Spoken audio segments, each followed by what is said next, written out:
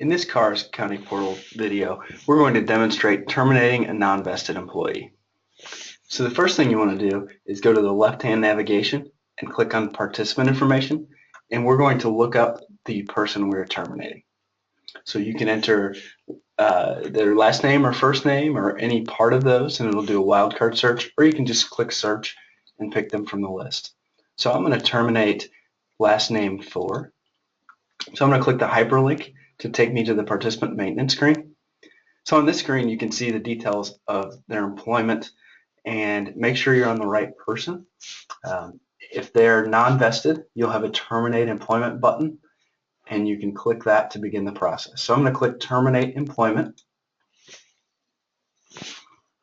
Now I'm on the employment change wizard, and the first step is what change I'm going to make, and it's pre-populated with their social. I'm going to click next to go to the next step in the wizard, which is the participant information. On this screen, you'll need to enter an effective date. I'm going to put 2/8/2016, and this is the effective date for the information on this screen. So if you know they're moving, so I know they're moving to 130 Main Street in Jefferson City, Missouri, 65109.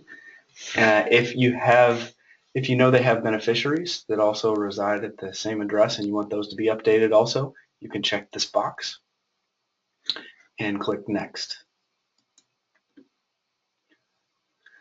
So now we're on the terminate employment step of the wizard. So this should look similar to the termination form that you currently submit to SERF.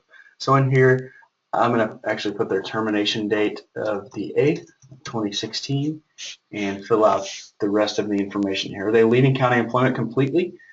Are they leaving due to death? Are they not leaving but changing to an ineligible position? Or are they leaving county employment but will be returning to work in another county position in the next 30 days?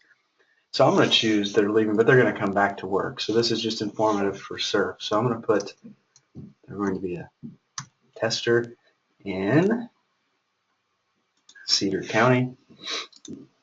And then the next bit of information relate to contributions. So we have what we have in the system that SERF has posted and made permanent to the system. So one item to note here is these numbers could be different than what you have in your records.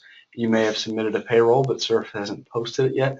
What we ask you to do is to put the information that you have in your records. So this is a good cross-check to make sure that we have the right contributions on both the county side and the SERF side. So please update those if they're not correct. So I'm going to choose the 2A form as required. I'm going to submit the 2A either by mail, fax, or electronic. If we choose electronic, I'll choose that and I'll click next. We'll get another step in the wizard to attach that document.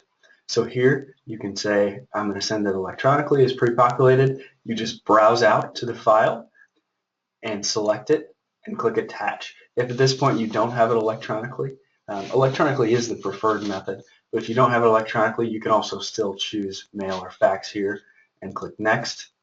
Once we do that, we get to the last step where we can download this form, and if we click download form, the system is going to populate a form. Sometimes it pops up behind your window here. So I have this form populated with the term non-vested information that I just completed, and you can save it or print it for your records.